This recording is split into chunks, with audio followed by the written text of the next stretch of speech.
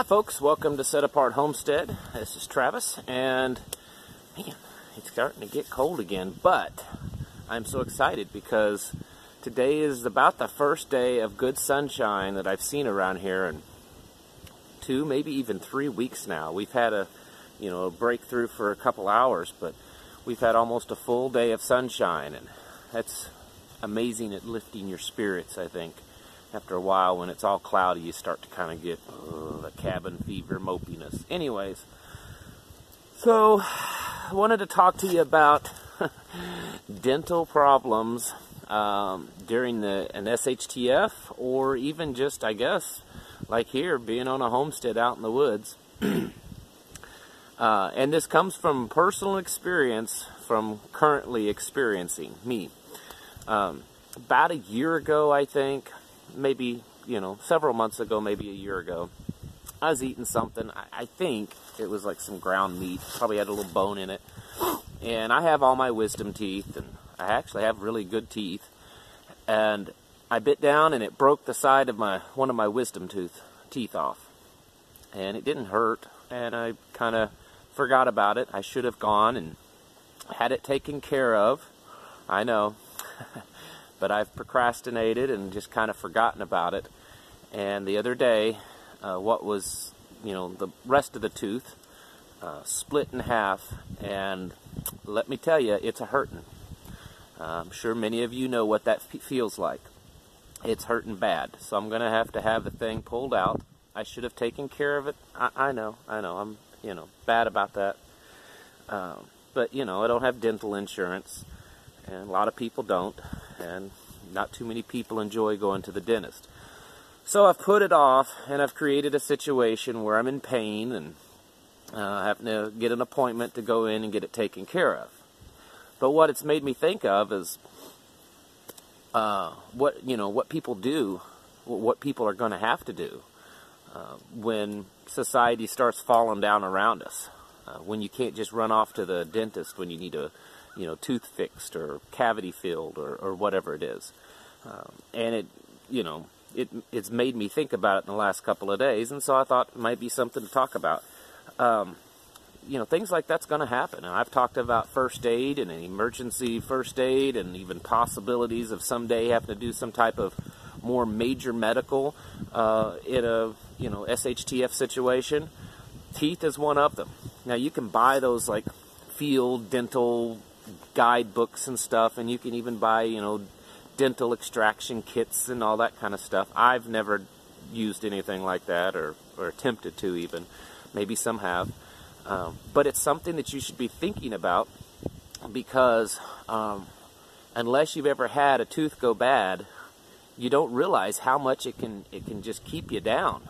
Now it's not to the point now that I can't function. It is keeping me up at night a bit.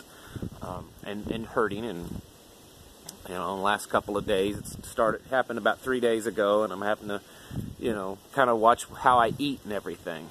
But if I was to let it go, if I wasn't able to get it taken care of, it could get really bad to the point that it almost immobilizes you, and you can actually get infections in an open tooth, and you can even, as crazy as it sounds for those of you that don't know, you could actually die from an infection of an open tooth. So it is something serious, and it's something that we should prepare for, along with normal first aid, medical, natural herbal supplies and stuff. We need to make a plan for what to do if something happens with your teeth. Of course, the first thing is preventative. Try to make sure you have a supply of toothbrushes and a plan for toothpaste, whether you make your own or you have store-bought stockpiled. And I don't know how long the shelf life is on a lot of those toothpastes. I would say it differs because there's natural and then, the non-natural toothpaste. So I'm sure there's some difference in shelf life there. But getting some of those books, and, not that anyone probably wants to get to that point of having to pull their own teeth or pulling a family member's tooth or something like that, but, it'd be something that you need to be planning for, because it could happen. And even if it's not a long-term down situation, you know, you could break a tooth or something like that happen a few months in, and even if everything's collapsed only, you know, a few months or less than a year or something, that's long enough to start having some serious problems with a bad tooth. So it's something that you know, I've become more apparent. Yes, I've thought of this in the past, but with what's happening now, it's made me, you know, rethink my plan on what to do about your teeth. There are some herbal things. In fact, I grow one. There's a plant called Spilanthes. Its common name, or you know, what people commonly know it by, is toothache plant.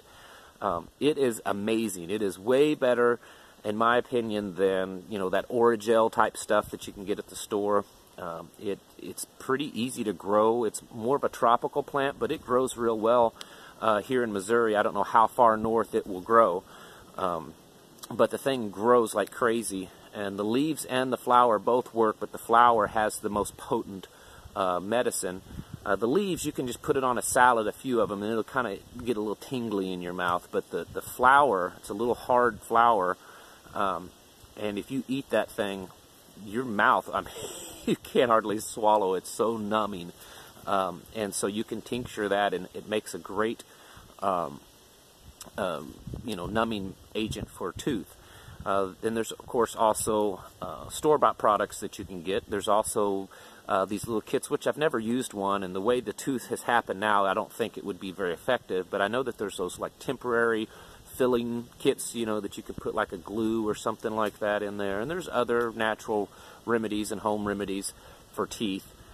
But it is something that I think we all should plan for, because, you know, planning for a gunshot wound or an infection in a wound or something like that sure is important, but, you know, you get a bad tooth and it's let go, it's going to get bad enough that you're going to have difficulty functioning, and that's not how you want it to be, because you don't know what's going to happen. You may need to be able to function real well because of safety reasons. So, you know, look around, start thinking about that. There's a lot of good information out there on what to do in a situation like that where you can't go to the dentist, and how you take care of it yourself, like extracting the tooth yourself. You know, there's books you can get, and there's, like I said, you can order these kits, you know, with the little pliers and the little crowbars, I don't even know what you call all those things, to pull the tooth out. And then, of course, there's just the old remedy of whiskey, which will probably be a hot commodity in an SHTF situation unless you make your own. But these are some things to think about, and yes, I've thought about them in the past, you know, and making, you know, plans for, you know, preparedness plans. But it's not until it happens to you that you really start, you know, man, do I have the best plan possible, or can I improve it? So while I am going through this, and I'm sure many of you have gone through it before too. Most of it's my own stupidity. I should have just gone and gotten it taken care of a year ago when it happened. Like I said, it didn't hurt then. It was just a bit down on a little piece of bone, and kind of the side of the tooth broke off, and just forgot about it until a thing split open, and man, it does not feel good. But like I said, it's made me become, you know, a little bit more aware of that aspect of being prepared. Is the dental part. It's a big deal. You know, just like a small wound can get an infection and cause you to lose a limb or even die from, an infected tooth, you know, can put you down fast if it's not taken care of. So, anyways, just I wanted to bring that up because it's something I'm going through right now, and maybe those of you can, you know, listening, can reevaluate your plan. And it also works for if you're homesteading out like this, you know.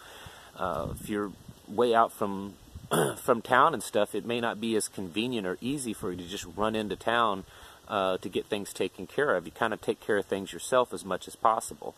So having a plan for what to do for some minor dental problems would be very helpful.